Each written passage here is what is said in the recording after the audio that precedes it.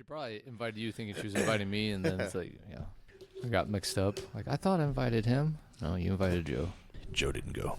I re-listened to episode 14 with Sonny Boyd recently, and it brought back a lot of, we're coming up on next month is going to be the anniversary of the Kennedy assassination.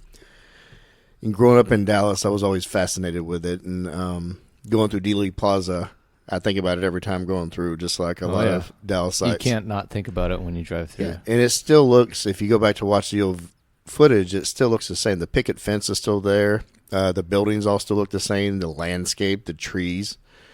So Jaime had an idea. One, going back before we sat down with Sonny Boyd for the recording, he was up here at headquarters, and Jaime brought him up here for some odd reason. He was visiting, and he wanted to go and visit old Homicide. So everybody in Homicide was kind of taking photos with him and stuff. And Sonny was up here? Sonny was up here, yeah. I don't think I remember this. Yeah. So that's when I first met him, and I was listening to him talk, and I'm not even sure if we'd even done an episode yet. We hadn't even done our first? Not even our first release. So he's up here, and he's kind of just sitting at somebody's cubicle, and he's just talking about old war stories. And I remember listening to him, and that's when I got my autograph photo from him that day with Oswald when he did the hammer sickle. Oh, I think we had done some episodes then already, because I think I remember you showing me the photo.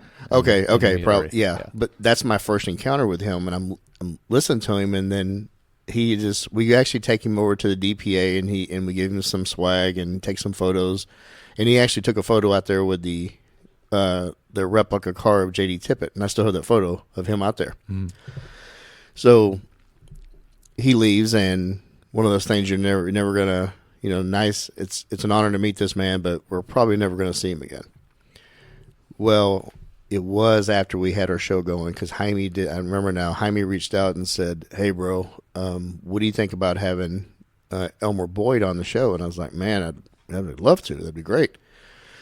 And that's back when we had the crappier mics too, and all the work you had to do. We had a mic that plugged into an iPad, and then we had we had two other cheap mics that also plugged into an iPad. We pulled quarters out of our pockets and purchased them as well. So.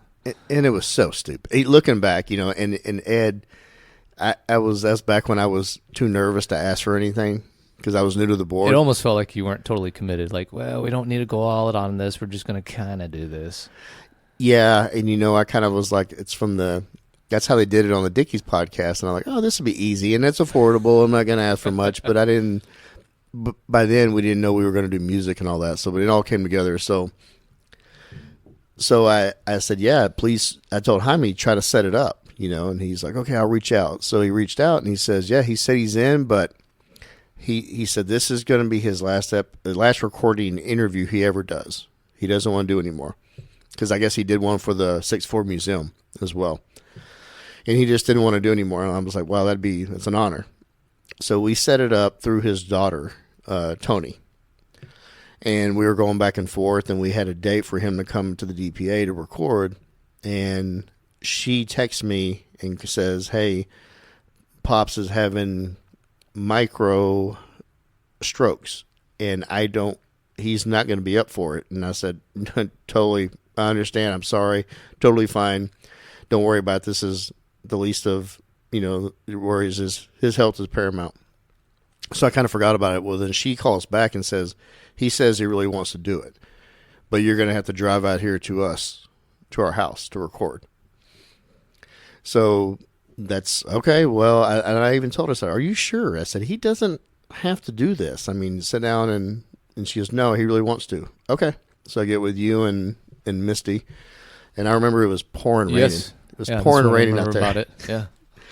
So we go out there and we meet, get with Sonny, and we set up in the dining room at this table, but he had a bunch of memorabilia already set out. You remember that? Kind of. He had he had his old police ID. He had his pay stub, which I think like $125. We were taking pictures of this. Yeah, I have them somewhere. I got to find them. But you also got a good photo with him in the SWAT patch, yep. And it was just really cool. So we finally set up and get rolling. And I remember it was surreal sitting with him, but also it took him a minute to even re-listen to it. It took him a minute to kind of get going and get comfortable. And I was kind of worried, oh man, how's this going to go? So he finally kicked into gear, and I literally just would nudge him in a direction, and he was just going. Mm-hmm. You know. In fact, we kind of had to yank the steering wheel back a couple of times because he would really drift off into other areas. Yeah, then off topic, and yeah. I remember you texted me going, man, you're gonna have to move it along, like do some more direction. Yep, got it. So we start going along, and and I remember him talking about his relationship with J.D. Tippett, and they would take their kids to Keys Park, and I thought that was really cool. And then he talked about, I don't know if you remember, he talked about that shooting when he was on the shotgun squad. Vaguely, I remember that. He was working. It was so for the listeners that don't know what Dallas used to do, and probably every major city did some variation of this. But we had these shotgun squads, and they would post up detectives off duty to sit in the storeroom or the break room. Yeah, convenience stores in Dallas, in the high crime areas. Yeah, because they were always getting robbed. Yeah, they need to bring that back because they're still getting robbed. So Sonny is actually in the restroom, and he walks out, and he walks into a robbery, an armed robbery going on.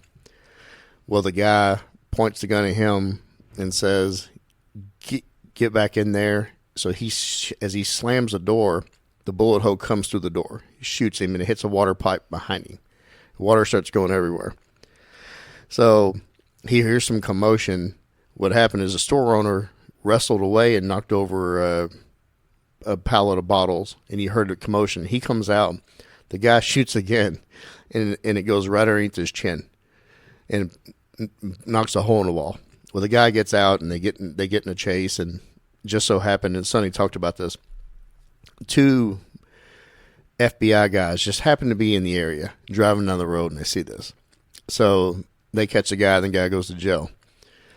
Well, Sonny tells a story about it. After that shooting, he just goes home and he just gets in bed and doesn't wake his wife up. He just climbs in bed and goes to sleep. And the next day on the news, they're talking about an off-duty officer got shot at, and they caught a robbery suspect.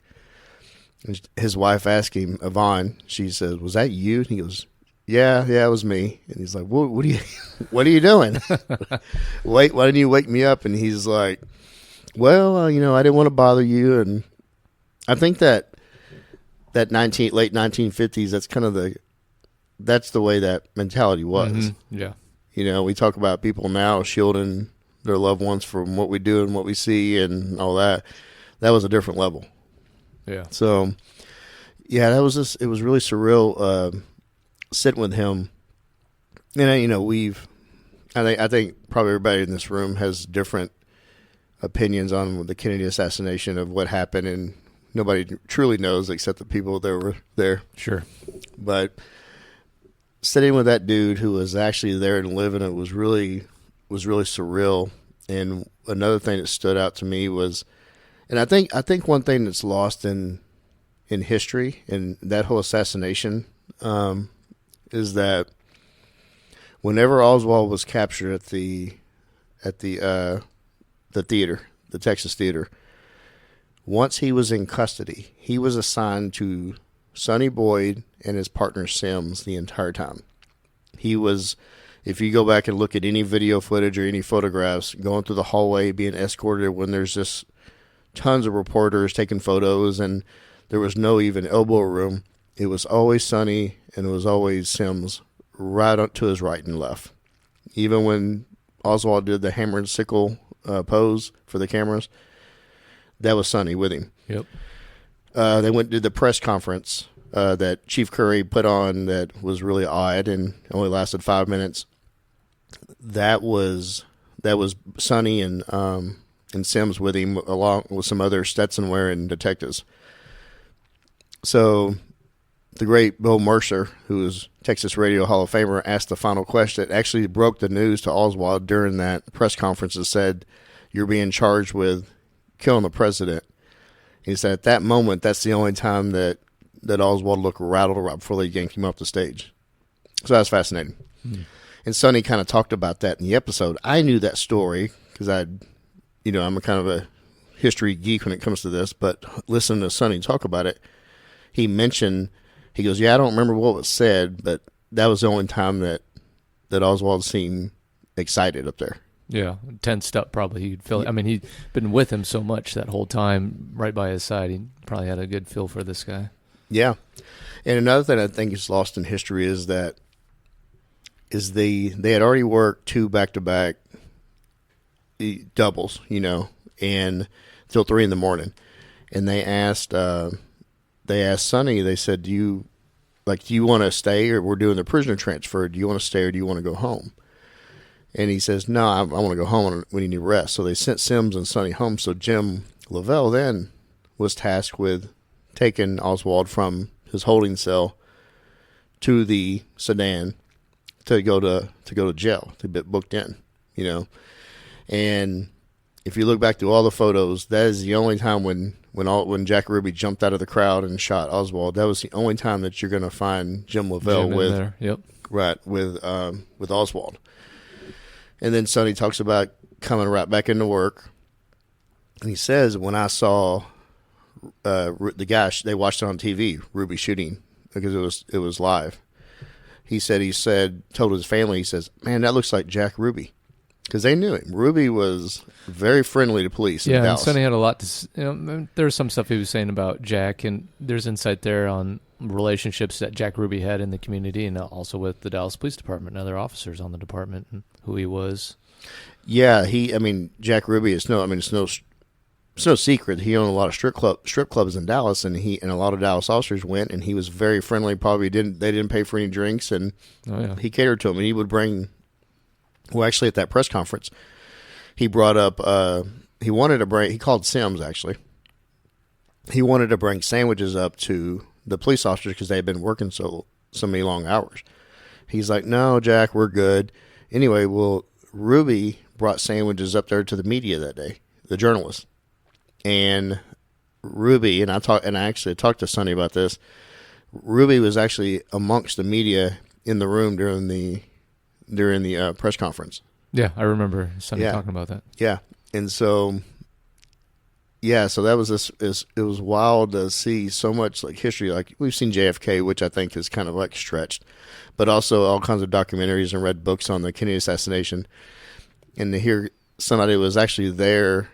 You got to think it was a bit surreal. It was surreal. Sonny was 94. Yeah, when we recorded, and hired on a DPD in 1952.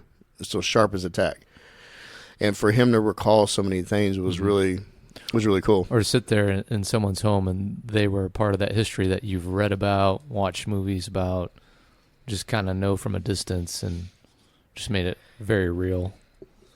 Yeah, and one thing that he did kind of mention that, and I don't know if you remember this, but you and I kind of cut our eyes at each other when he said this, when he said that gun that was used by Jack Ruby. Jack Ruby shot Oswald. He says he kind of laughed. He laughed that I heard that was probably an officer sold it to him. Yeah, some backup piece that he got. Yes, and then we kind of laughed and said, "Oh, we won't get into that," and then we moved on. But listening to that audio, I was just shaking my head, smiling, and it was just really cool to do that. Another thing I want to talk about is the original cut. Whenever you had to do all your wizardry to make that episode sound good, the original cut was we used the Walter Cronkite breaking news that the president was dead in Dallas. Yeah, the TV clip from back then. Yep. Yeah, and it's iconic, and it's only, I want to say it's like 5 to 7 seconds. Yeah, we're just going for that iconic line out of there. Yeah, and it sounded great. The original cut has it in there. That's what the episode leads with. And it goes into the original audio that the police, from the police radio, which Dallas PD, it's ours. They said they were given a description of the shooter at Elm in Houston, and talking about the rifle and all that. And then it goes into the audio of the J.D. Tippit murder. Because J.D. Tippit was killed over there off of Beckley in Oak Cliff, and a citizen actually got onto his police radio and called for help. We actually had that audio in there in the intro. Mm-hmm. Well, I mean, you and I were going back and forth on whether we should. We were kind of sketchy on keeping the Cronkite on the copyright issues. Yes. Yeah, so we almost left it in, and I think we left it in for a few hours, and then I actually emailed. I found an email to CBS, who owns it. They responded back and says, "Sure, you can have it." But after a 30-day review and $5,000 or something like that. It was something crazy, and I remember getting you to say, "Hey, man, hate to do this to you, but we're taking that out." Yeah, I mean, we were recording with microphones plugged into iPads. I don't think we're going to shell over $5,000. No, we're not. For a 7-second clip. Nope. And ATO wasn't going to pay for that, so we took it out, and now it just leads with the police the original radio traffic, which it sounds great. Sure. And one thing that when they talked about J.D. Tippett getting murdered, when the citizen got on there calling for help, they're basically saying the police officer was shot. It's card number 10, and card number 10 is unique because that was actually J.D. Tippett's card number, and that's the same replica car that's over at the Dallas Police Association. Yeah, sitting outside the DPA. Yeah, don't you have an interesting story about that car? Yes. Yeah. I don't know if we'll get into that. All right, we'll package that. So yeah, you've never really been at all the episode recordings, but that episode you really wanted to be a part of. Oh yeah, definitely. I mean, just making the trip down there and being invited into his home, knowing that it was his last one, iconic person in that whole history of the president being assassinated in our country, being a Dallas police officer myself. I mean, there's just so many small things that kind of pulled me into wanting to be there for that moment. No, I'm glad you're there. For one, I could tell you genuinely enjoyed it, and then two, you can also watch our sound levels, and you can actually be there and take great notes. Yeah. Which back then, whenever you were not there, I was not taking good notes on anything. I basically we'd screw up, and I would talk into the mic and say, "Hey, Danny, can you fix that?" Yeah, like you were listening. It would be a second-by-second edit where I'd listen to things, and then as they come through, then I'd start trying to edit it. But I mean, I looked at it as what a privilege to be able to go down there and speak with him, and that was the last time he really spoke officially to anyone on anything with his career. So that was great for us. No, I think it was great for us, and I think it was great for him because we went and we sat down with him and we had a conversation, and we met his daughter, Tony. Well, she sat in the other room while we recorded, and she thanked that once we put out the final cut, I sent it to her. She loved it. She said she shared it with the family, and that was in November of that year, right? In 2022. 21 or 22? Maybe 2021. Yeah, it's 2021. Okay, you're right. That was episode 14. So I go in years later, going back to May of last year, 2024, she reaches out to me and texts me and said, "Hey, I have not told anybody outside the family, but you and the crew were so nice to him. We wanted to let you know that he has passed away. We're all with him. He passed away peacefully." And she just wanted to let us know, which I think it was really sweet. And it was touching. It was touching because it also, that episode we did, it meant something to us, but clearly it meant something to them. And that's what we've always tried to do too as well, is just not only do this for the officer, but their families. And so that meant that maybe that family had something to keep from their lost loved one that kind of they had on record, and we did that for them. So. Yeah, and they actually, I know that she actually follows the social medias, and occasionally I'll post photos of Sonny, and then actually I found a picture of him in uniform and did a side-by-side with him and his Stetson. Maybe she'll be listening to this re-release then, and hopefully it brings back good memories for her. Hopefully it does. I reached out to Foy when she told me about him passing away, and Chief Foy, he used to be over the honor guard, but he had connections. The people still there, obviously, still to this day. They probably still listen to him. And he made some phone calls, and he says, "Hey, if they wanted to do bury him with honors, they'll do it." So I contact her. She said, "Absolutely." Well, I could not make it to the funeral. I was actually out of town when the funeral happened. Well, she contacted me thanking me for doing that because that's the first time her and her sisters got to see him in a Dallas police uniform. So I thought that was really cool. Yeah. Wow. Yeah, it was real sweet. So, yeah, that's episode 14.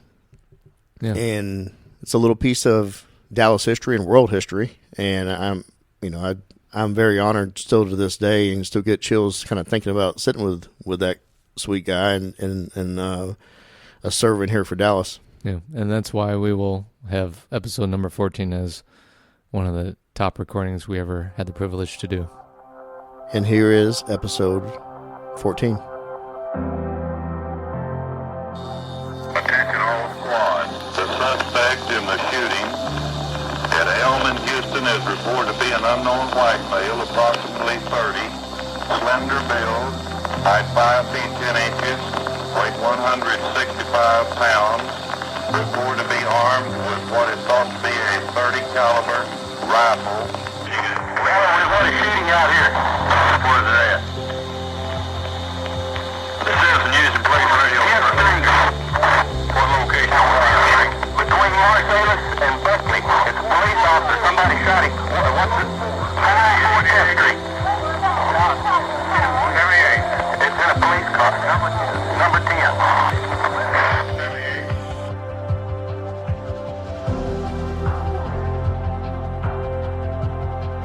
Captain Fritz told him, he said, if something should happen to the president here, it'd be the worst thing that ever happened in Dallas, Texas. And they some of them, made light of it. Nothing's going to happen. But it did. He came back and said, well, we just got word that he was the president involved in a accident at the triple underpass. And so Chief Steve said, you take Sims and Boyd, you go to the school book depository. He says they think that's where the shots came from. As we was putting him back and getting on the elevator, he said, well, Mr. Sims, if you and Mr. Boyd had been with him, I might not have shot him. So I've often wondered if he would have.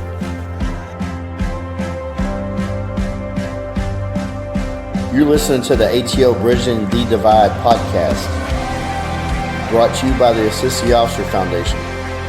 Since 1999, the ATO has given assistance to the first responder community, and now we want to give a platform to hear their incredible stories.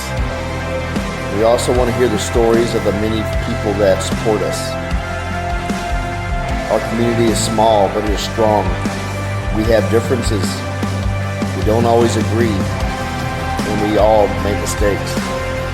But together we can grow, we can heal, and we can learn from those mistakes. And together we can bridge the divide.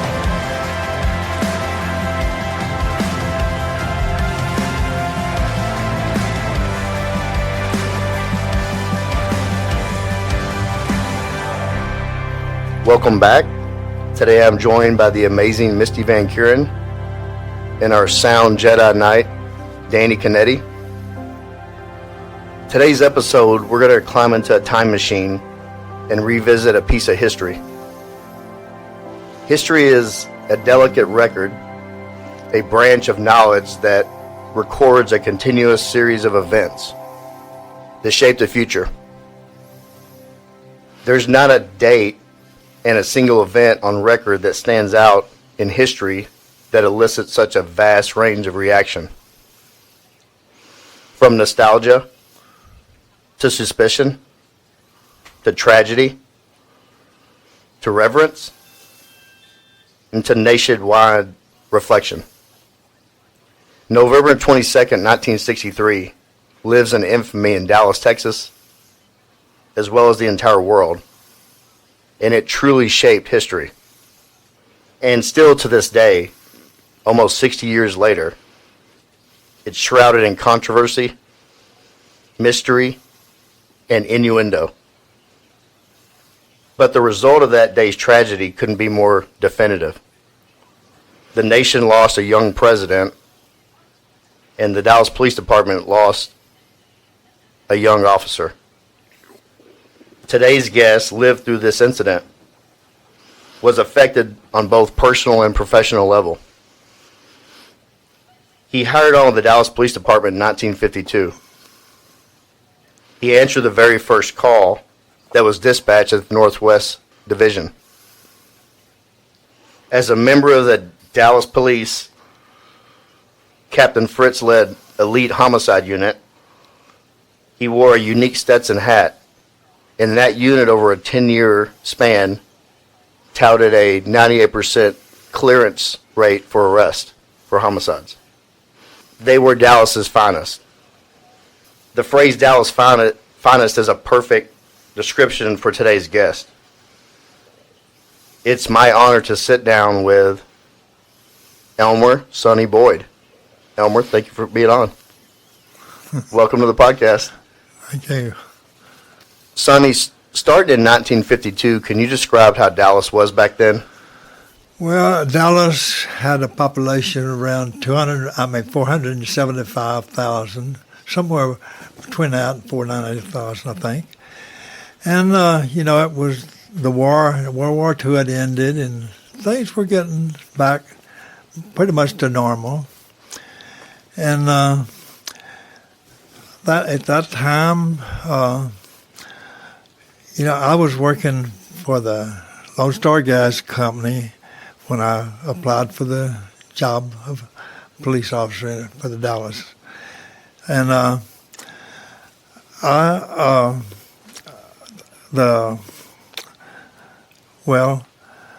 things were going pretty good, but wages wasn't too good. Right. And when I went to work, I think the base pay was $255, but you had to work as an apprentice policeman for a year before you reached that level. Then after a year, you had a 3-month period of probation. Now, if you got fired before you ended your probation, that is it. You had no recourse. And so after that, they give you a choice to pay back your pension for 3 months. And so I did that. Had to get a loan to do it. But then you worked as a patrolman. You were working a 5.5 day week. I was trying to get started. Anyway, you work 5 days one week, 6 days the next. Okay. While I was in the police academy, every other weekend you rode observation. My first weekend I rode with an accident investigator, Bob Winters, who later became deputy chief. But then the next week you worked with a patrol out in patrol division. Well, it was a lot different then. And when you're a rookie, and during the afternoon, 4:30 to 6, you work traffic. Well, my first day, I went down to Akron and Main Street. Yep. I got off of the streetcar. You could ride the streetcars for free. So I got off of my streetcar. Well, up on the second floor over on your left, there was people were hollering out the window, and I didn't know what they were doing. And they said, "Oh, that man stole that blind man's accordion over, and he took off up this way." I saw him and just went around on Elm Street. I caught him before he got to St. Paul. Came back, had my accordion over my shoulder, and when I came around the corner, everybody started clapping. So, anyway, a couple of weeks later, my niece and her husband, he was in the Marine Corps out in California. They called back and said, "I made the front page of the newspaper out there." What newspaper was it? It was Los Angeles something. Really?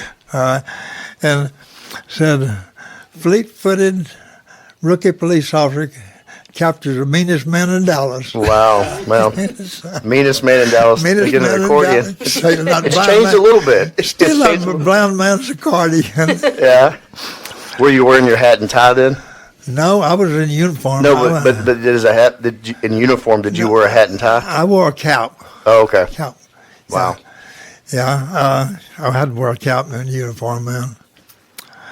But, a lot of things happen. That's one of my first things that happened. That's great. Would you told me before you answered the first ever call at the Northwest Division. Can you describe that? Well, Dallas took in West Dallas January 1st, 1953. I was working with M.O. Rogers. I was still pretty much a rookie. And I was working with him. So we pulled the first shift out there. And I remember the first call we got was a stabbing in West Dallas. Got out there, and my brother was working on the fire department. He was pulling the first shift on the fire department. So I remember the fire truck got stuck. At that time, we only had 3 streets out there that were paved. The rest of them was mostly dirt. And they had their that. But anyway, like I said, we answered the first call out there. They hadn't had any police out there at all at that time, and some of them they would try you. They still do. Northwest. Yeah. Do they? Yeah. Well, every time I got a shorter partner, I got tried, but we always came out pretty good. And, of course, I was a little stronger then than I am now, but I tell you, I had to. Things are different then. When somebody jumped out and ran from you, you could catch them. You could chase them and catch. And I will say this, I never lost a foot race when they got them on the ground. Good. Captain Fritz used to tell the other officers now, if you think that man's got a rabbit in it, you put Elmer at the back and he'll catch him. That's awesome.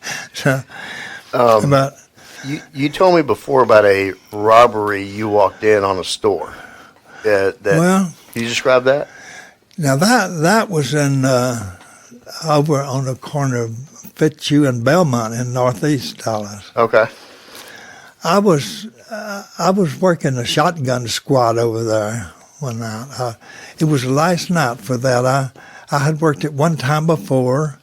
It was Mr. M's store. Mm-hmm. And after that first night, I told Pinky Me that worked in the office, he had security over some stores there. And he had asked me to work. So I told him, I said, Pinky, I don't work there anymore. I said, that's a 2-man store. And back there where you sit, and you can see the cash register, but you can't see the door. And I said, they can be in there on you before you know it. And you're sitting duck back there. Well, I was supposed to work one night, and I got a call, and they sent me to Denver on a kidnapping case, so I skipped it that night. Well, when I came back, I had worked a robbery before for the manager of that store at another store, and I had caught that he got cut up in a robbery out in East Dallas. Well, I told him, he said, well, can you work another night? I said, I don't want to work on the... So the manager of the store called me and asked me, he said, Elmer, if you just come work one more day, we've got private security coming in next day. So I said, okay. Well, about 10 o'clock, they were going to close at 11.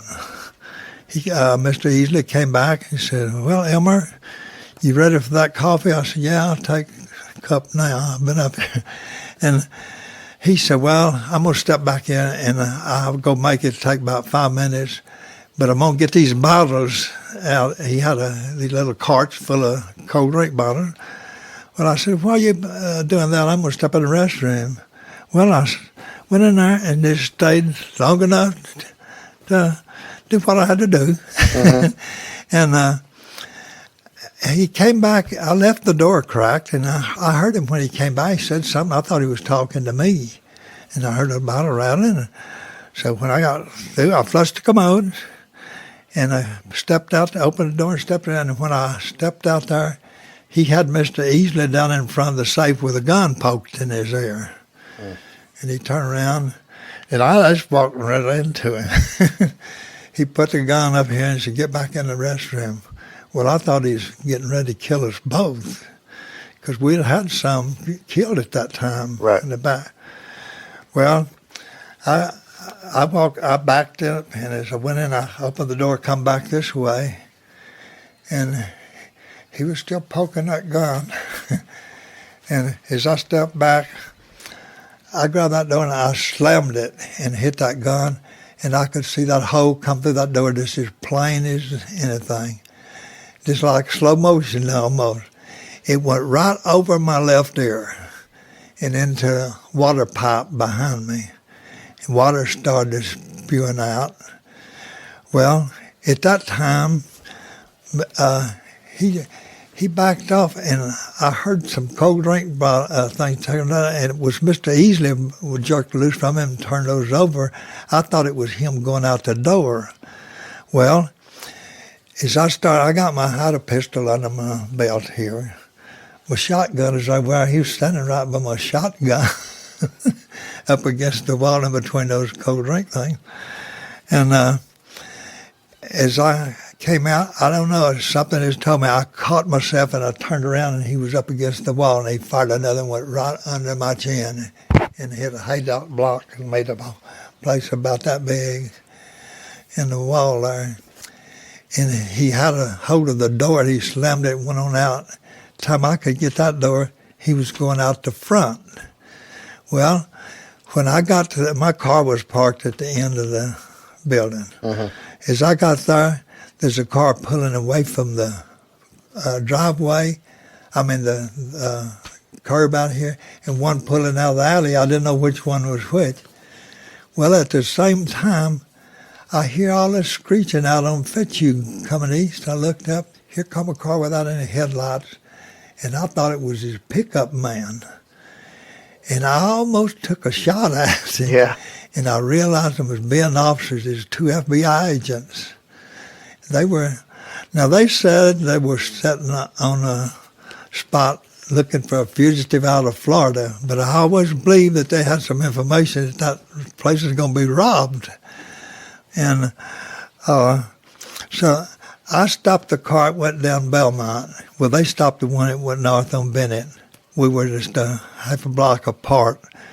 And I had a woman and a young kid with her, that one I stopped. But the time I got back to the store, it was ankle deep in water. I had to get the fire department out there. And, of course, I was lucky I didn't get hit. So, but I had to stay up. It took me to about 3 o'clock to get all my paperwork done. So I went home. Next morning I was eating breakfast, and they came on television telling about some off-duty detective getting in a shootout out.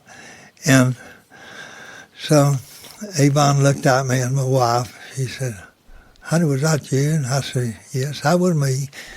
She said, "Well, why didn't you wake me up?" Yeah, I didn't wake her up. I said, well, I need to get you upset. I said, "I'm okay." And so that was the end of that. That old boy, he ended up getting 25 years for shooting at me. Wow. Well, they had the judge admitted something, and a jury was ready to give him more. And they asked me if 25 years would be okay, and I said, well, because at that time, a life sentence, you could be out 7.5 years anyway, so that was fine with me, and we didn't have to go to court anymore. But when I got out, after I went to work for Euless, one morning I got up and I went out making my arraignment sheets for the judge. And look, here's Larry Rex Carmichael. I went in there and he sat back in his cell, and I said, "Larry, how long you been out of the penitentiary?" Yeah, I said, what did they got you for? Oh, they caught me smoking a joint down at Baby Dolls. See, I'm a disc jockey down there. Well, it was probably a felony back then for a joint. Yeah. Well, anyway, I says, how long you been out of the penitentiary? He said, I've been out now 6 months. And I said, you hadn't robbed any stores lately? He said, look, mister, who in the hell are you anyway? I said, my name is Elmer Boyd. Oh, Elmer Boyd, I thought we got our stuff started 10 years ago. He thought you were coming back to settle up. Yeah. Awesome. Yeah, so, yeah, but anyway, that was the end of that. That's really a good conclusion to that. Yeah. That guy smoking a joint and Baby Dolls. He ended up in jail again.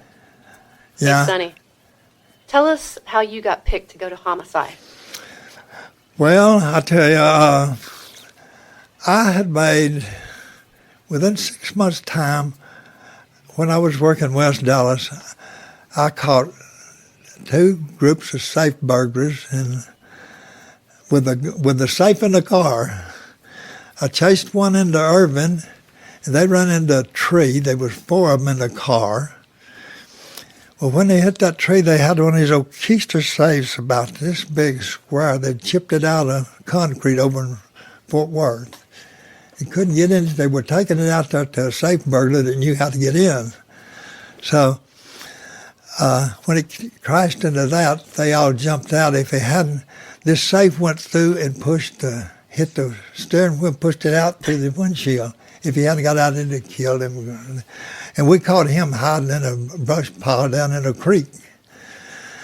And the other time, we got after this car we saw it pull out of a service station out there at Singleton and Bernal. And without any lights, well, I thought it was some of those Mexican kids out there just driving. So I flicked my lights on. When I did, they took off. We go out and we chased them, and they turned off over there where I-30 and Loop 12 is now. Mm-hmm. They went by through there. I was following them. They ran through a fence. I went through in behind them, and I caught the fence post. Then they went off in the old river thing.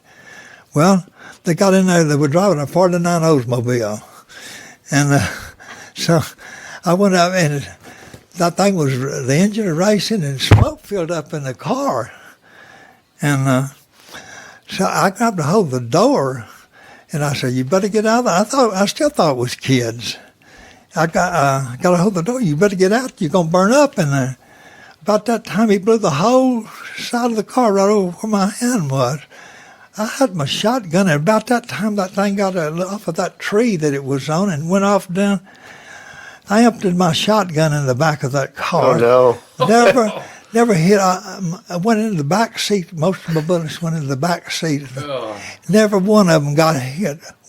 They jumped out of the car after they'd gone about 50 yards, and they set up a command post out there. They all jumped out and run, and we had policemen all over everywhere. Well, they secured the command post, and they didn't get them. And after they called, a woman called and said, "You need to come back out here." Says, "One of those guys came down out of that tree right after y'all left." He was hiding up there the whole time? Yeah. Wow. So just before daylight, well, my partner and I, no Boyd stole a car and was getting a push, and we caught one of them. Then we caught the other 3. They had a safe in the car too. And so then I had, shortly before then, they'd had a robbery out on Denton Drive at a cowboy store. Well, my partner and I, we were in the West Dallas housing project coming from Westmoreland down Vicker Street. And we got to Hampton, and they put out this description of the hijacker that hijacked the cowboy store. Said he was armed with a .45 automatic and took $95, he said. Well, two of the officers had gone in that store, and he was locked up in the cooler, and they got him out. And they said we was driving an old model, dark-colored Ford. Well, we caught the light, and it turned red for Hampton as we're turning around, but they said he was wearing a white shirt. So I looked up, and here's this 49 Ford there. And I said, Bob, you think I could be that hijacker? He looked at us. I turned around and flicked on my lights. I got a hold of the door, told him to get out. He floorboarded that thing, and a fishtail, and like to knock me down when it come around. But anyway, he jumped in. Well, they get down there where the fire station is, 36 is on Northampton. He made a left on Life Street, and he lost it. And time we got there, the right car door was open, and I heard him running, but there's a house over there where they had a light on, and he went between me and that light, and about the time I took a shot at him, I tripped over a wire down there and broke my flashlight. I couldn't find it. Bob Cosan was working with me, and he said, was that you, Elmer? Are you all right? I said, yeah, I'm all right, but I lost my flashlight. And I started over, there's a big old oak tree there. I was going across there to meet Bob because I couldn't see what. But when I shot, I heard him holler. And when I got in the shade, I stumbled over him. He had fallen underneath that thing. And I stopped, and about that time, Bob got there, and I got a hold of him. I said, get up. And he said, I can't get up. And I said, why? He said, well, I'm hurt. And I looked at him, and I searched him and got $96 out of his right front pocket, and he had some 45 shells in his left. But anyway, I got him up. I tried to get him up. And he said, finally, mister, I'm telling you the truth, I can't get up. I said, what's the matter? He said, my foot. I said, there's something wrong with my foot. He shot himself. Well, I looked I took his shoe off and looked at his foot. There wasn't nothing wrong with his foot.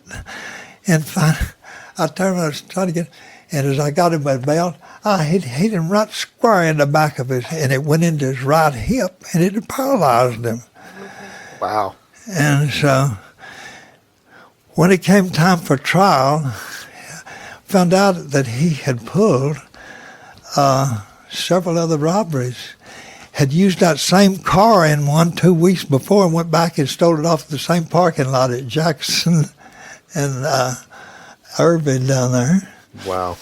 So after that, is that when you went to homicide? Yeah. Oh.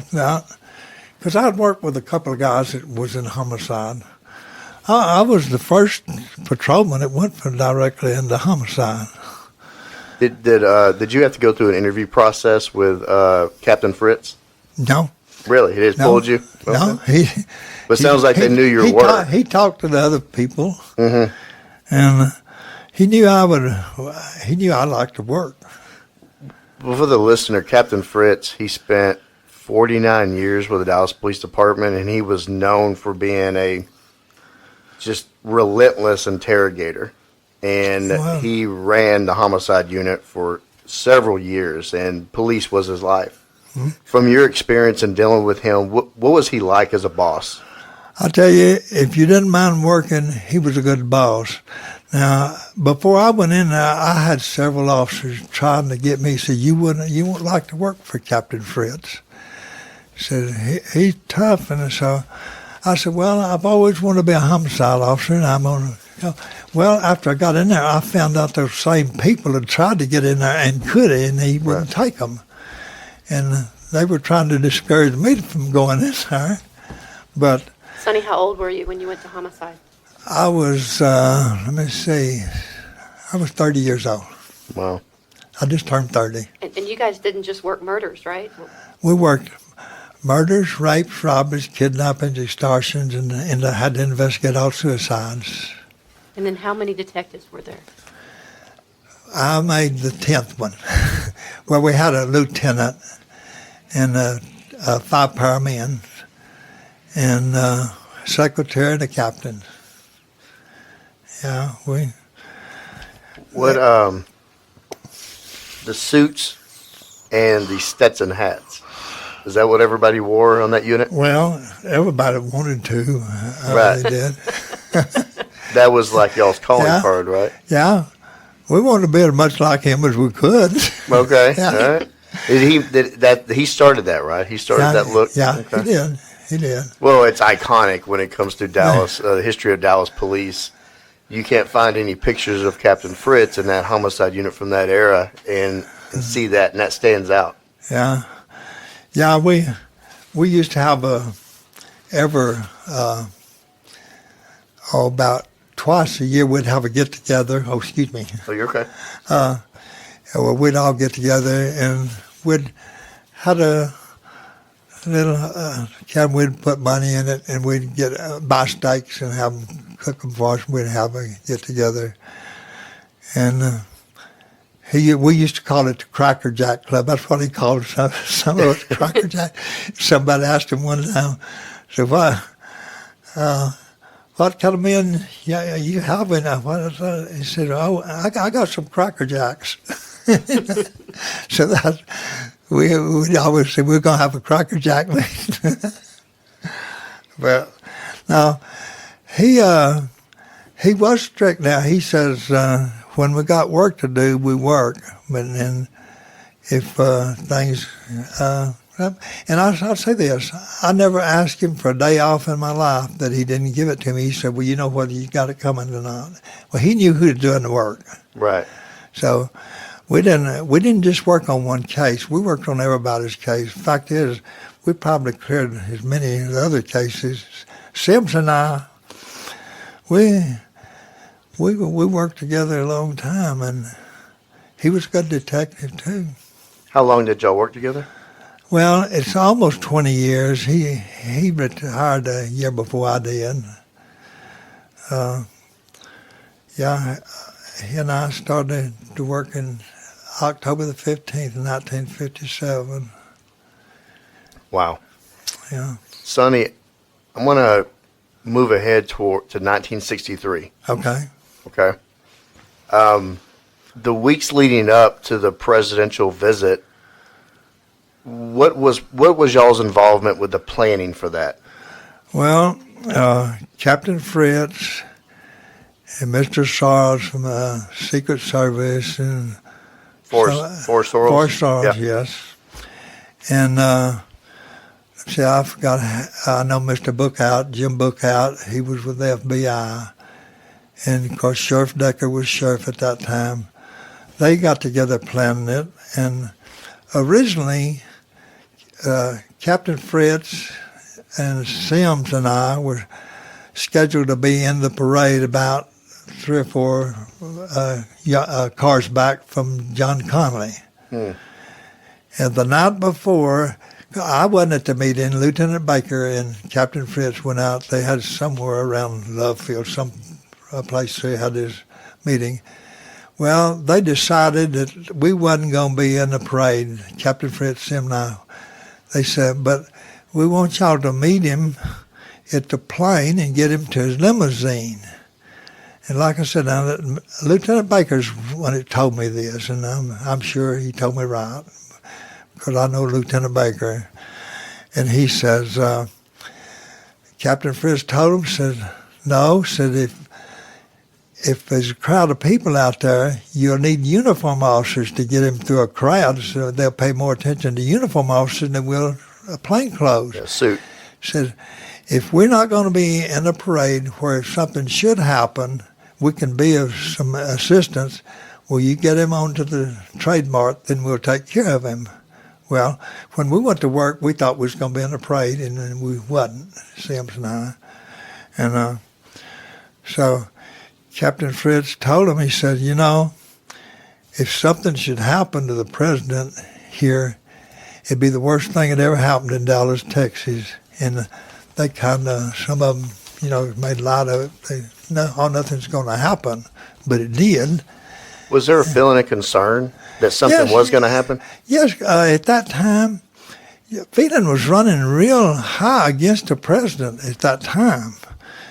And that morning they had a whole big page in a newspaper about it. Treason. Wanted for treason. Yeah. Saw that. And so we went on and went to the trademark.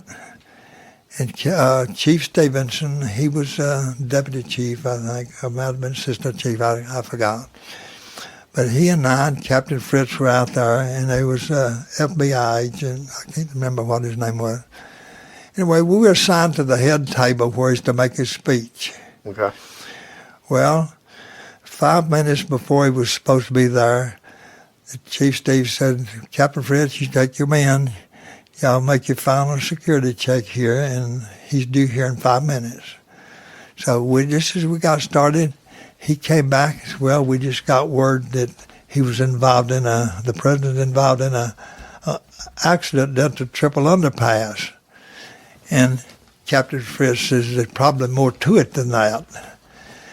And so Chief Steve said, you take your men, take Sims and Boyd, and you go to the school book depository. Says they think that's where the shots came from. Did y'all go? Did y'all go to about Parkland first at any point? Yes. Okay. Yes. What happened when you drove up to Parkland? What'd you see? When we he told us when we left there. He said they're on the motorcade's on the way to Parkland. Says, y'all go to Parkland and see what you can find out. As we pulled out on the Stedman's Industrial, here come the motorcade. We followed it to Parkland, and they pulled in as they were taking him out. Well, I got out of the car. I stayed with the car Sims, and Captain Fritz started walking up because Chief Curry met him, and that's when Chief Curry says, Captain Fritz, you take your men and go to the school book depository. That's where they think the shots came from. Well, at that time, Sheriff Decker was there. He said, Cap, can I get a ride back to my office with you? So he rode back to the school book depository. Did you see the president when they were taking him out? I saw him when they was taking him out. But, I mean, I was way down from him. Could you describe they were just taking him out and putting him on a stretcher? Is that what happened? Well, they were, I can't say what they were doing. They were already had him there and was taking him in. And Jackie Kennedy was there as well? Yeah, she was there too. Okay. When you went straight from Parkland to the school book depository, what happened when you got there? Well, as soon as we got there, Captain Fritz, Sims, and I, we got out. We stopped on every floor going up, and we found officers on each floor. And we went on up to the 7th floor. There's no freight elevator back there we had to go up on. And while we were up there, someone hollered up and said, we found some empty casings down here. So we went back down there, and I stayed with those until our crime scene people got there. On the 6th floor? Mm-hmm. Okay. And while I was over there, Luke Mooney and I can't think of what the guy's name was, is over with him. Anyway, one of them hollered and told Captain Fritz, well, I think we found the rifle over here. It's in the northwest corner, down between some books and things over there. So Lieutenant Day went over. He picked up the rifle, and Captain Fritz took a live round out of it. Wow! When you found the shell casings by that window, it was by that window, right? Mm-hmm. Did you notice the sniper's nest set up? Could you tell that it had been used for? Well, only thing I could tell. I found there was a brown paper sack with some chicken bones and things in it. Because he ate there. And so while we were there, we were there within 15 minutes. We'd accounted for everybody except Lee Harvey Oswald. And I really believe that if we'd have been in a parade, I don't believe he'd ever got out of the building. Because after we got there, nobody got out of the building. And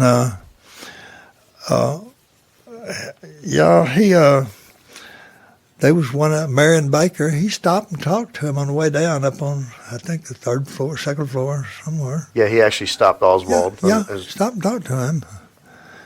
Well, he was in traffic, right? Baker? Mm-hmm. Okay. Yeah. He's deceased now, too. But then while we were there, that's when we found out that Officer Tippett had gotten shot over in Oak Cliff. Okay, real quick on Officer Tippett, you had a personal relationship with him, yes, is that right? He came the next school after I did. Okay. And we worked together in Oak Cliff. We worked after we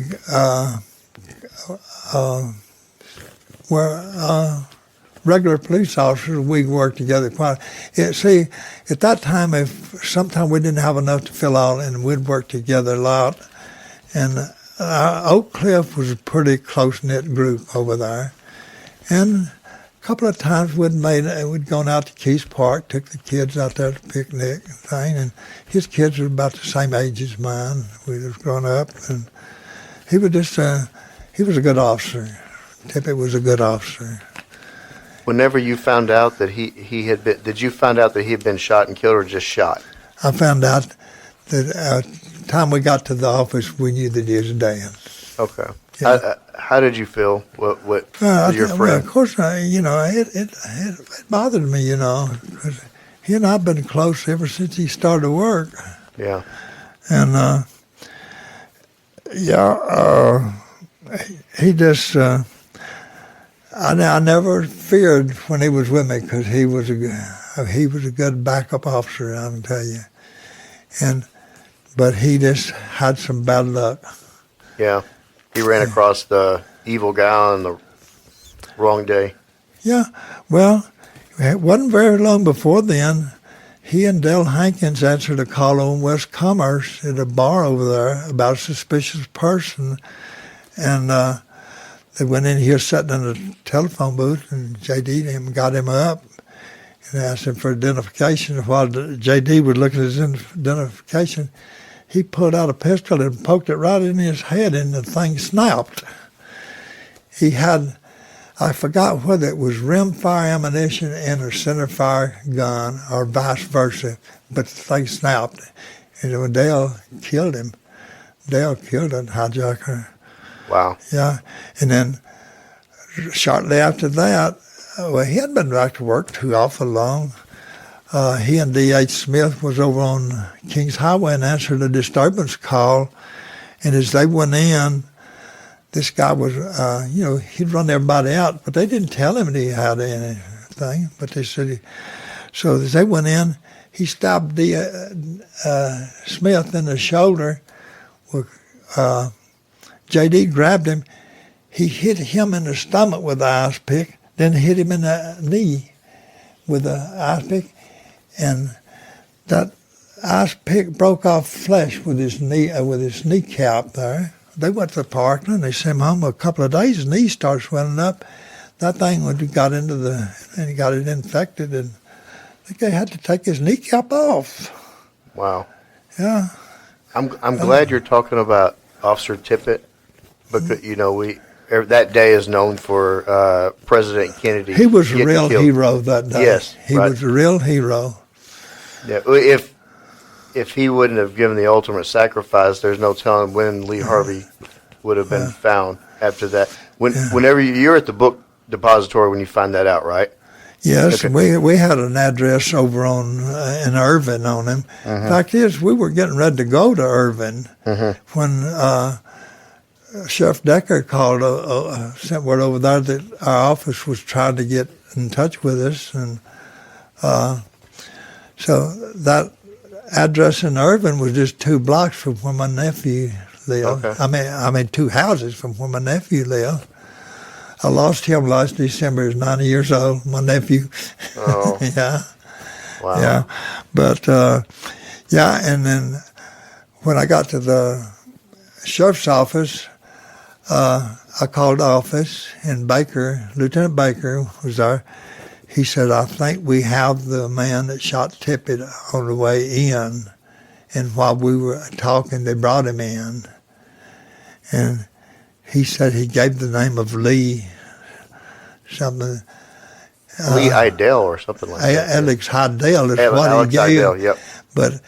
But he was, some of them called him Lee. And that's why, so we were straight up there. And when I got there, Kenneth Lyons, one of the patrolmen, was sitting in the interrogation room with him. Captain Fritz said, I told me to get him and bring him in here.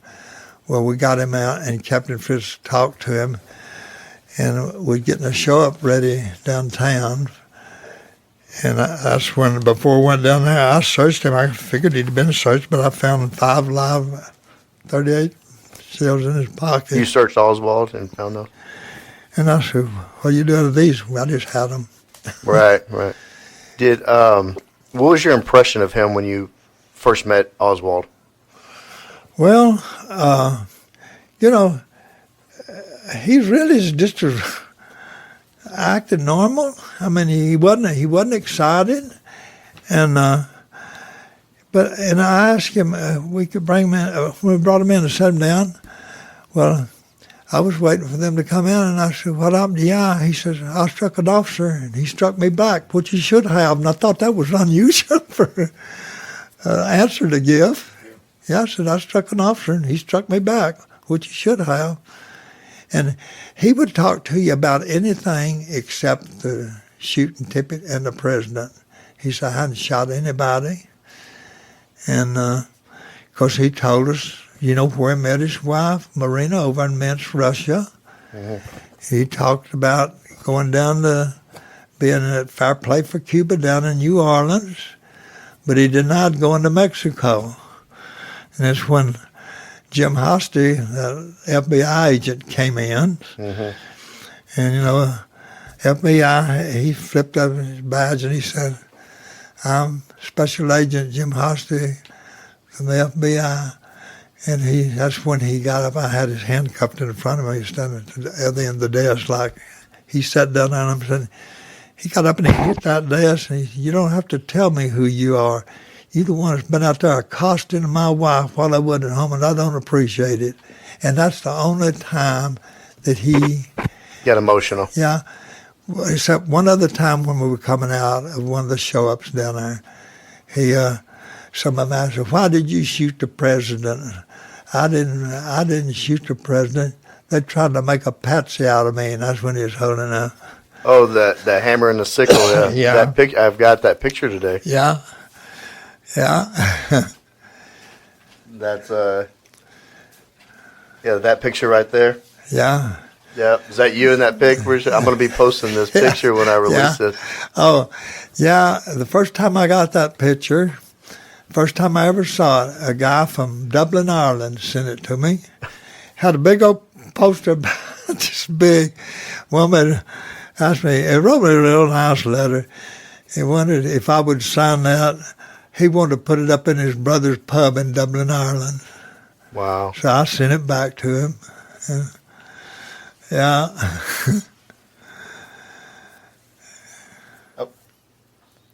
At what point did the Secret Service and FBI try to take over that investigation? And did y'all work well with them? Well, some of them we did. There was one or two of them, that I didn't get it because he was trying to get my notes and I wouldn't give them to him. Oh, yeah? He didn't know they were.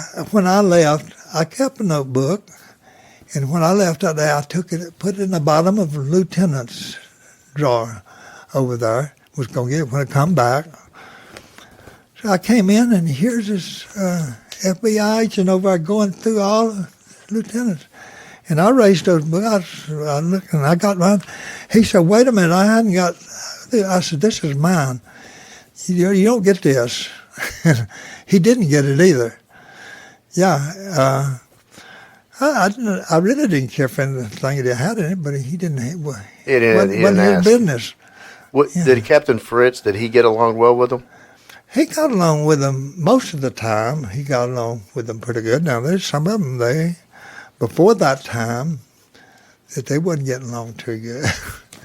But after Jim Bookout started coming up there pretty regular, well, we got along good with him. And things seemed like things changed, just before this thing.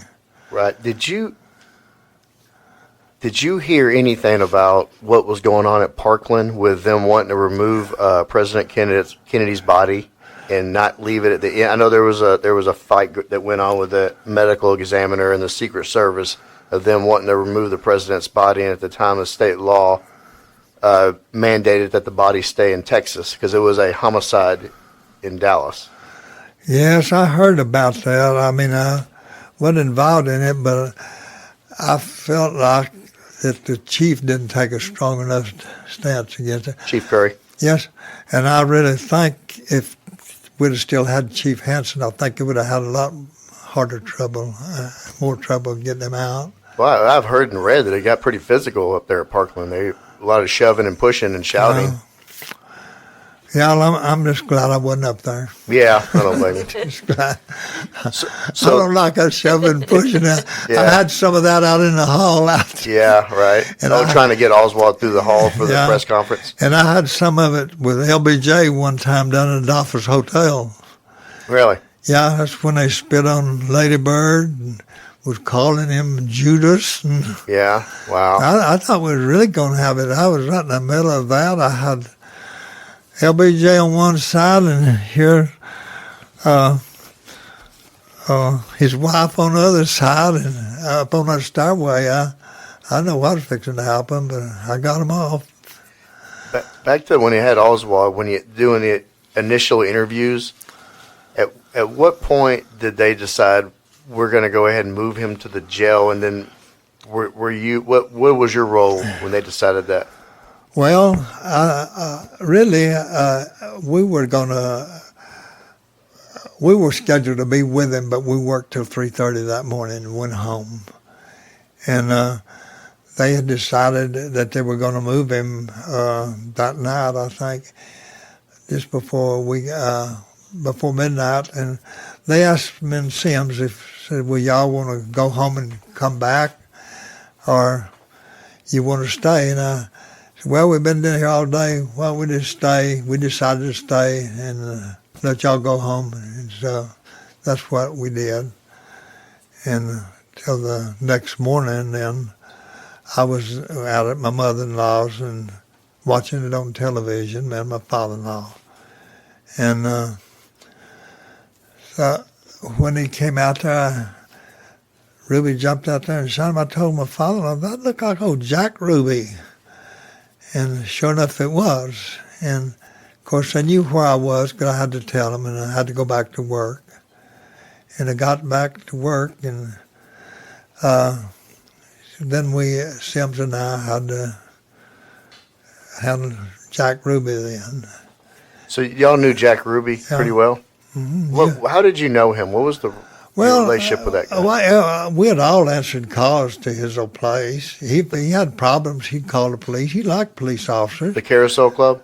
Carousel Club, and he had an old club down on South Irving, old Silver Spur used to be down there. And there's strip clubs, right? He had one out in Oak Lawn. Oh, did he? Yeah, okay. I think he had one out there too. So whenever I never was in that in Oak Lawn. When you found out, when you saw that he shot him, did you immediately just get up and go back to work? I called, and they told me to call. If something happened, to call, and I called, and they told me to get on back to work. Okay. So we went Sim and I he had a little dog, and I think we went across the parking lot. The first thing he said when Sims was getting him out, he said, Mr. Sims, are you and Mr. Boyd mad at me? Sims said, no, Jack, we're not mad at you, but what you did is a terrible thing. He said, within 2 hours, we'd captured the one that shot the president and Officer Tippett, and you're just making us look bad. And that's when he said, well, I just didn't want to see Jack and the rest of the family to have to come back to court. Then, as we was putting him back and getting on the elevator, he said, well, Mr. Sims, if you and Mr. Boyd had been with him, I might not have shot him. So I've often wondered if he would have. And we'll wonder that too. Yeah, it is. So were you running or part of the investigation whenever? Because now he is a homicide suspect himself. Were you? Did you find out initially that Oswald had passed? I found out that. Time I got to work, I knew it. I don't remember if I heard it on the radio or what, but. So you knew that Ruby was now the homicide suspect for killing Oswald. Mm-hmm. And did you lead that investigation? No. Okay. You're going back to that Ruby's dog. He left that little dog in the car while he went to the Western Union, right? To send money to one of his employees. Yeah, he just. He couldn't have planned the thing because it's supposed to already happen before then. Yeah. Going back to that, Oswald being moved, it was initially he was going to be part of it was going to get moved in an armored vehicle. Yeah. Well, the armored vehicle would not fit down the ramp. Yeah. And so then that's at the last minute they had to change it to that sedan that they were backing in, and the person backing in didn't get in a certain place because if you see the video of Oswald getting shot, you see Captain Fritz come out and he's looking around for the sedan. Yeah. And that's when Ruby had his opportunity. Yeah. Hey, Sonny, do you remember what he shot him with? What kind of weapon? What kind of weapon was that Jack used? He had it was a 38. It was a 38. Yeah. Yeah, I think Joe Cody claimed that he bought it for him. Really? He may have. He did it. But, I won't say that. All right. Ruby was known as a hothead, right? Well, he could be hot-headed. I mean, he wasn't a big gangster like I tried to make him out. Yeah. He might have been a wannabe, but he... Right. I've heard that. Yeah. Well, the night of the assassination, of course, we were all working, and long about 10 o'clock, Jack Ruby called up there and wanted to talk to me, or Sims won. Sims talked to him, and he said, "This is Jack Ruby. I'm down here at Sol's Turf Bar. I had him make up 30 sandwiches, and I want to bring them up there to you because I know you've been working."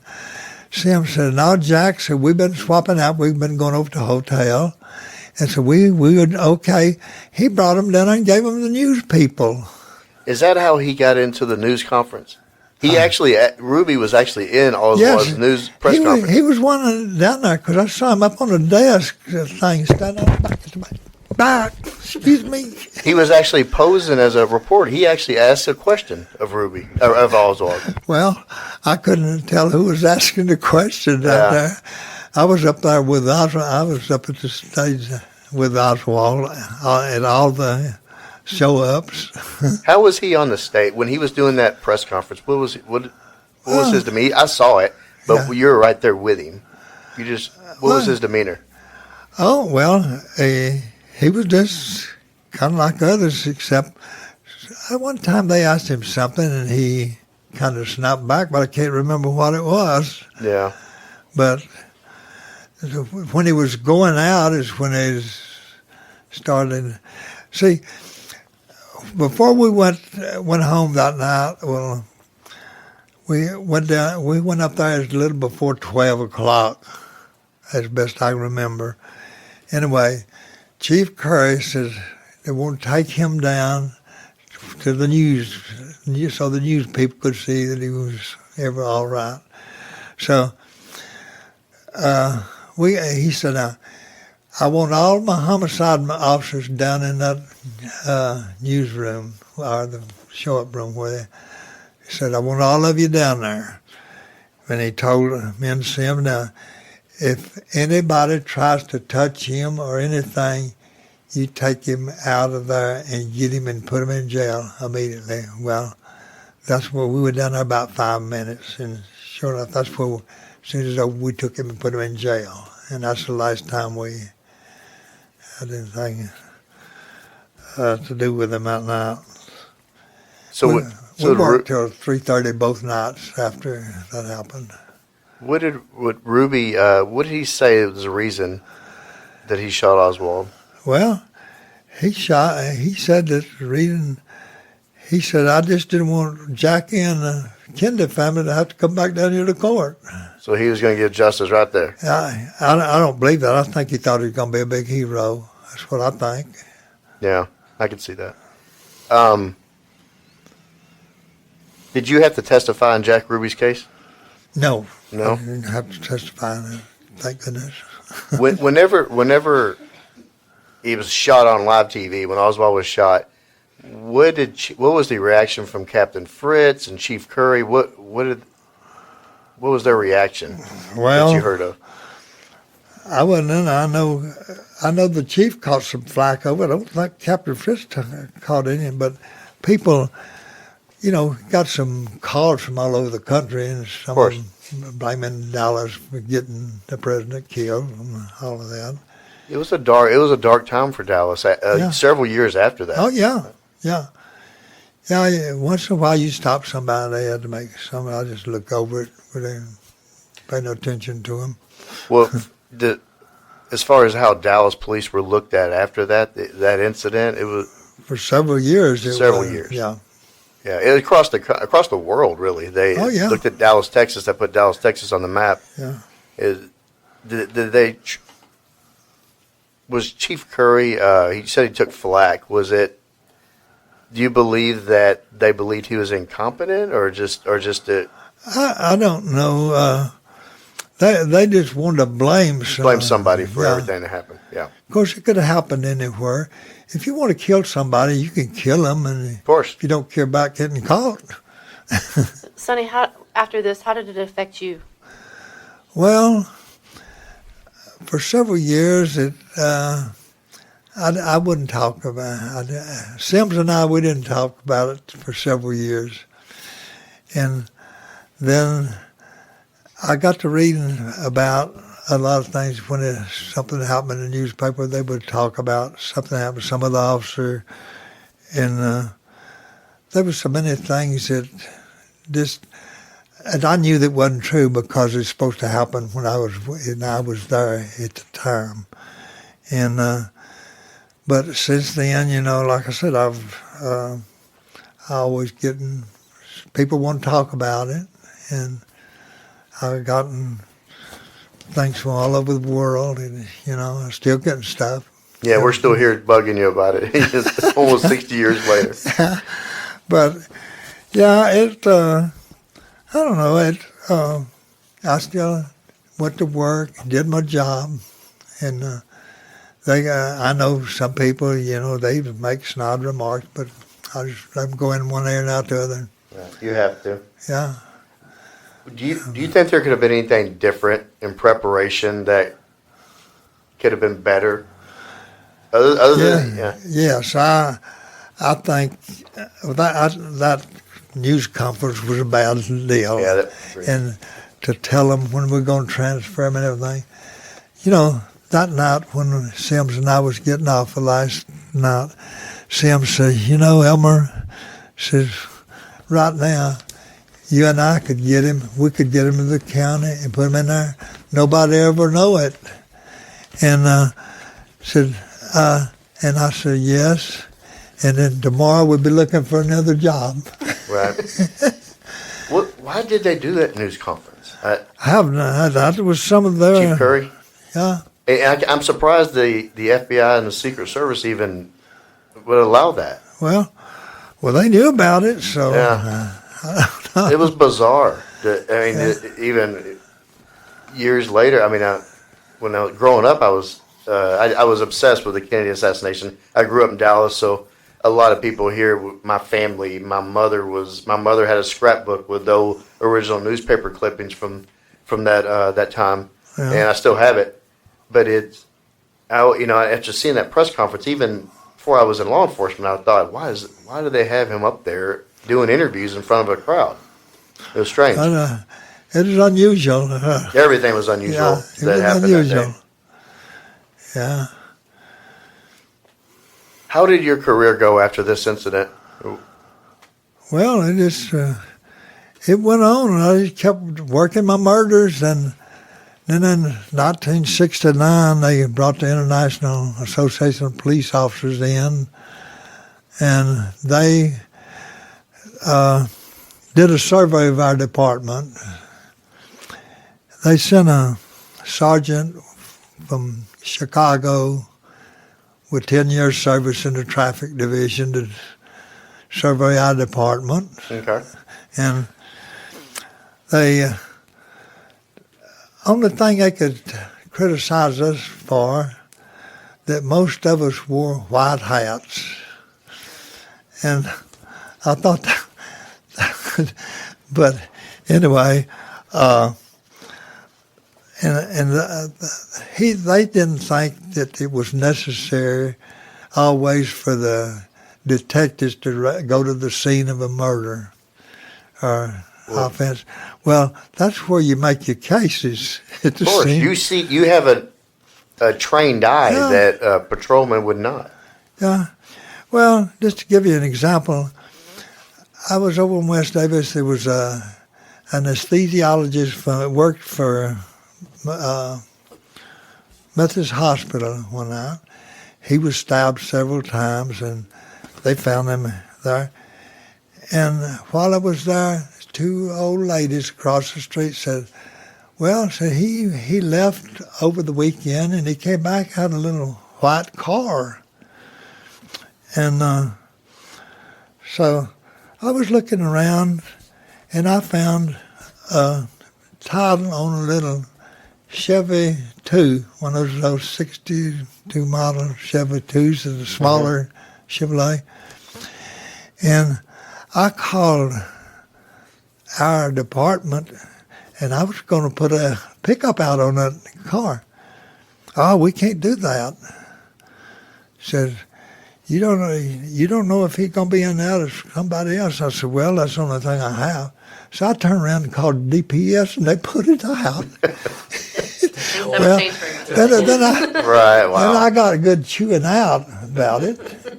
Well, while I was talking to them, they picked them up in Decatur over three of them in that car. Wow. It was an old boy I'd handled when I first went into homicide first, robbing an old lady out on Singleton. So, yeah. Well, then they thought I did a good job. They thought I did a good job. Because it turned out good, so it turned out good. It was good, yeah. But it was bad for me. After I took, I got my chewed out. I had to ask you about the Warren Commission. Did you testify in the Warren Commission? Yes, I did. You did? Okay, how did that go? It went pretty good. Pretty good. It's a historic trial. I tell you, it went better for me than it did one or two. If it had treated me like one or two of them, really? It wouldn't have been so good. Yeah. Who do you know who it went bad for? I know one thing, that one of them was P.T. Dean. Yeah? Yeah. What was his role? Well, he was over there when they captured Oswald, I think, and he... Oh, in the Texas movie theater? Yeah. Well, I forgot what all of his role. He had a good bit. I read up one book in there. I don't know what all of it is true or not, but I've only read 2 books. Okay. I started on some more, but I couldn't go.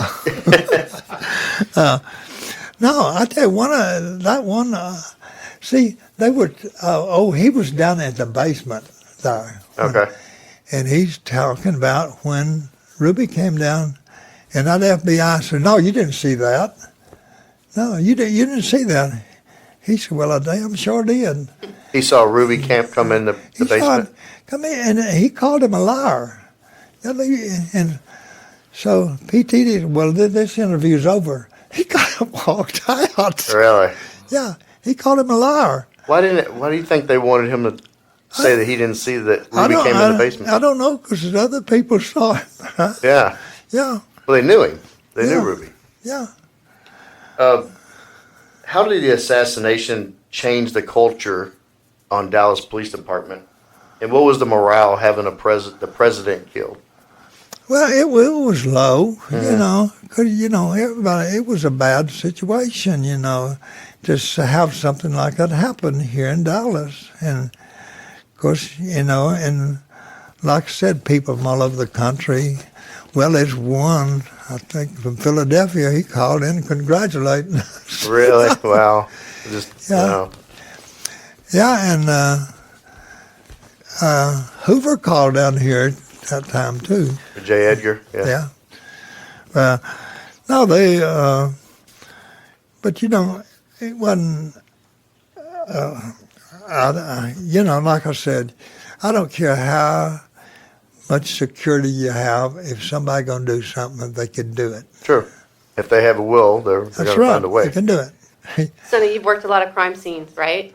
I worked a And good, they're the telltale sign, correct? pardon? They tell all the story.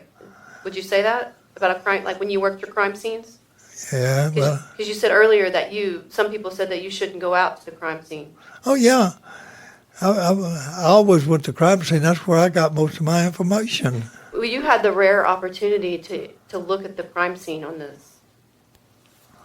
Yes. Is there anything that stands out that you remember when you went up in that room where this crime occurred? There's a lot can come from physical evidence, even back then, Yeah. right? Yeah. What stood out at the JFK murder scene that for you, that if you remember anything that stood out? Oh, let me see. Oh, so one thing that stood out that I remember, they sent me down to the Records Bureau to look up something. I forgot what it was now. I might have been checking on Oswald, I don't remember. But anyway, Mr. Sarles came in. Or the CIA, Secret Service? Sarles, yeah. And we rode up on the elevator together. And he walked into Captain Fritz's office, and the first thing he said to Captain Fritz, he said, Captain Fritz, as long as I'm in charge of the Secret Service here, now, you and your men will never be cut out of another parade. I didn't know what he was talking about, and I asked got talking to Lieutenant Baker. He said, I'll tell you what he was talking about. He was talking about out there last night when they kind of made fun of him when he mentioned that something might happen here, and told him it'd be the worst thing that ever happened in Dallas, Texas if it did. Right. And that's what it was about. Then, as I was walking in, then here comes Jim Hosty, and when he said, who y'all got in here? And I told him, Lee Harvey Oswald. He said, damn it, I knew he was here. Then he denied saying it. But Lieutenant Rebel and Jackie Brown, they heard him too. Yeah, there is stories out there that Hosty, he went to Oswald's house and he talked to Marina several times, Yeah. and that's what made Lee so angry. Yeah, that's what it was. Yeah, and he there's stories of him burning his notes he basically Oswald went to the FBI building, wrote a threatening letter to Hosty and left it there, and he left it in his desk drawer. Prior to that, have you heard that? I heard something about it. Yeah, and he burned the letter. Well, no, he got transferred pretty quick. Yeah, he got transferred really quick. Yeah. Oh, Lord. How many years were you in Sims Spartan? Well, he retired in 76. I retired in 78. First part of 70. We were about 19, almost 20 years. So you guys were a great duo. So I'm going to ask you something, and all the listeners want to know this. So I trust you guys. Okay. You guys have all this experience in Dallas. I mean, Right. you're iconic. Oh. So during this investigation, based on the crime scene that you saw, your experience, do you feel like that Oswald acted alone? I do. You do? I sure do. Tell me why you think that. Well, I sat in there, like I said, I was sat in on 75 to 85% of the interrogation, maybe more. And just from his actions, he was a loner. And I just wish that Captain Fritz could have talked to him by himself and with one of us in there. And I don't know, I just feel like he was loner. He didn't like anybody. He didn't like John Connally because John Connally was Secretary of the Navy and tried to get him to stay in Russia. And I think he acted alone. I don't try to change anybody's opinion, but my feeling is I think he acted alone. Sonny, I think that's a perfect way to wrap it up. Well, I want to thank you for taking the time out to meet with us. It's an honor to sit down with you. You're part of history, whether you want to admit it or not. It stands out, and it's quite incredible. You've had an incredible life and career, and you were part of, historically in Dallas and not only the world, one of the biggest events that ever happened in our lifetime. And thank you for your time, and thank you for your service. well, Sonny, thank you. Ladies and gentlemen, you're listening to Batch number 840. I thank y'all for having me. Thank you. Thank you so much for your service. Thank you.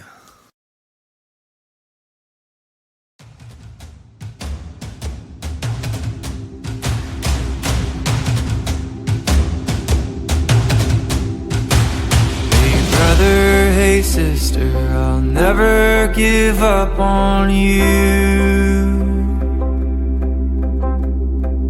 Hey Mrs., hey mister, I'll see this all the way through.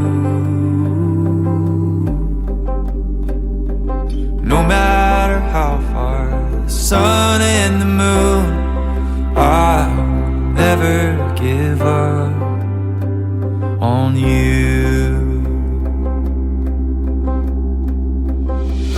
When you're lonely, I'll pull you up. Life leaves you heavy when the going gets tough. I'll be your shoulder, together we'll run. Up from the bottom, yeah, we'll rise above. Hey brother, hey sister, I'll never give up on you. Hey Mrs., hey mister, I'll see this all the way through. No matter how far the sun and the moon, I'll never give up on you.